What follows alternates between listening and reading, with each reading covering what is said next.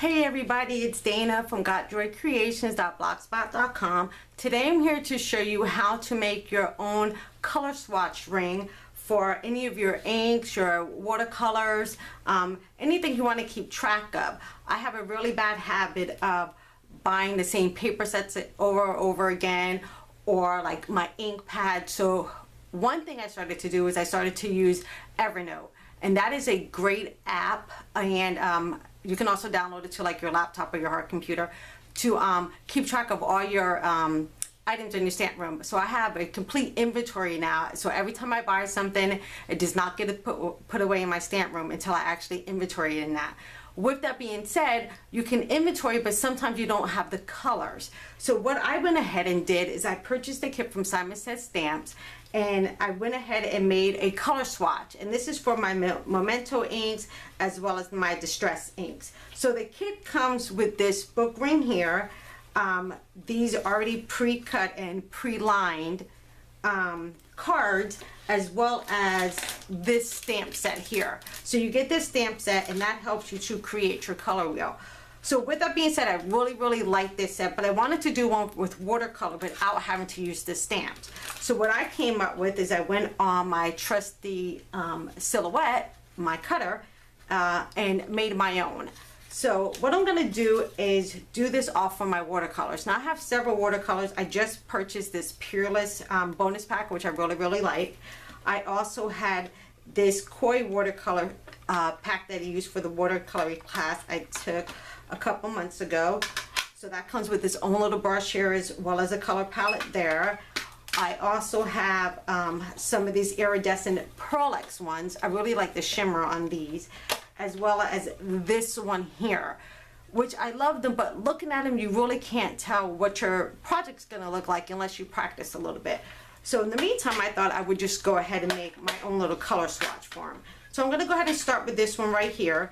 I'm just going to grab some water, and I'm actually not gonna use that little brush there because it's not gonna give me a lot of color rather. So I'm just gonna go ahead and use my regular little paintbrush, and I also have some paper to wipe the paintbrush off on. So what I'm gonna do is just grab one of my, and this is cut out of watercolor paper. It's just a very cheaper, lightweight. I didn't want to use my expensive stuff on the color swatch, so I just, you know, purchased a $5 pack. I believe it's it came from Hobby Lobby. I'll put down the watercolor paper pack that I used in the description below the video. So what I'm going to do is just start grabbing some of the color. Just going to test it first, and then I'm going to go ahead and start painting. So what I'm going to do is just run it across so I can kind of see what color I have. I'm also going to make a little spot where the color is going to be slightly darker, so I can kind of get that full color. Alright, so this way now, after this dries, I'm going to be able to know what color that's going to be actually before I paint it on anything. So I'm just going to rinse my brush off because it looks like I must have had some color on there before. And I'm just going to go into my next color. And this color swatch here, the color container rather, does not have like a color on it, so I'm going to just number these. I'm just going to add a little bit of water so I can get it diluted a little bit so I can see what the lighter parts are going to be. And one more time, go through and just grab that more intense color. So as these get colored, I'm just going to, you know, move them out of my way so I don't mess them all up. And again, just go back in, grab some more of that color. And this is really easy to do. I mean, it's just time consuming, but this way you know what color you're going to start with, instead of putting it down and going, oh, that's not light enough or that's not dark enough. You're already going to have a feel of what that color is going to look like. So again, I'm just going to keep moseying away on doing this. Like I said, the only thing is a little bit time consuming, but that's okay. We have all the time in the world. Just grab a little bit more, grab it so I can see the intensity of that. Okay, so you can see what this one's going to look like, but let me show you some of the Peerless one. This is amazing, absolutely amazing product. Let me just grab this and put this out of the way. These here are little watercolor pieces of paper, that actually have the color like infused into the paper itself. So I was messing around with it. Let me grab another one of these. I was messing around with it and I noticed I didn't know what side of the paper I was supposed to use. Was I supposed to use the side that was printed with the name, or was I supposed to use the other side? But when I was trying to figure this out, I noticed something. You actually get two colors out of this one piece of paper. So let me show you. So what I did was I just grabbed some color, because that's what you're supposed to do, and I just went ahead and said, oh, okay, that's like a light brown, okay, like a sepia color, which it says, warm sepia. But then I flipped the card over, because I was just curious, and I grabbed some color from this side. Look at the difference of the color.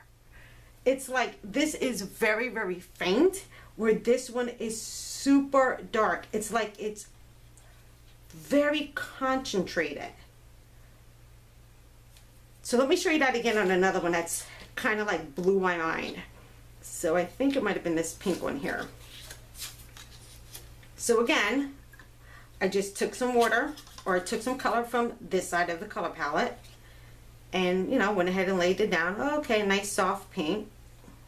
I need to wash my brush out real quick. Hold on. Okay, let's do that again. So, a really nice soft pink. Okay, that's pretty. But then when I flipped it over, you can see how dark this is, right? So when I flipped it over and I grabbed some color from this side, the intensity was amazing. I mean, look at the color difference that you can get from one of the color swatches.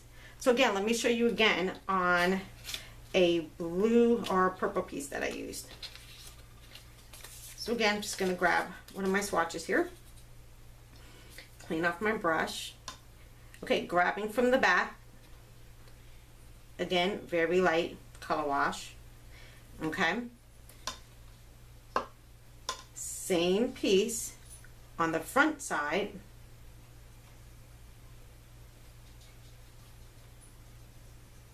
See how dark that color is? So again, let me show you two up close. Very, very pale purple to a very, very deep purple. So I have to say hands down that this might be one of the greatest things that they ever made for watercoloring. I'm going to show you one more, which was this cobalt blue here. Again, just going to grab one of these color swatches. Again, I just picked up a little bit of color off the back. Very light, extremely light color there. Flipped it over, took a little bit from the corner, and then look at that. Totally different color. Totally different color there. So, hands down, this might be the most exciting watercolor I've ever experienced. So what I'm going to do is keep coloring up my color swatches for all of the colors I have here, and I'll be back in a minute. Thanks. Okay, so I'm back and I went ahead and finished painting all of my color swatches. So I just want to show you how I put them together. So I picked up again one of these rings from Amazon. It came in a 10-pack for I think like $5 or so. So now I went ahead and now this is my swatch now for all of my watercolors.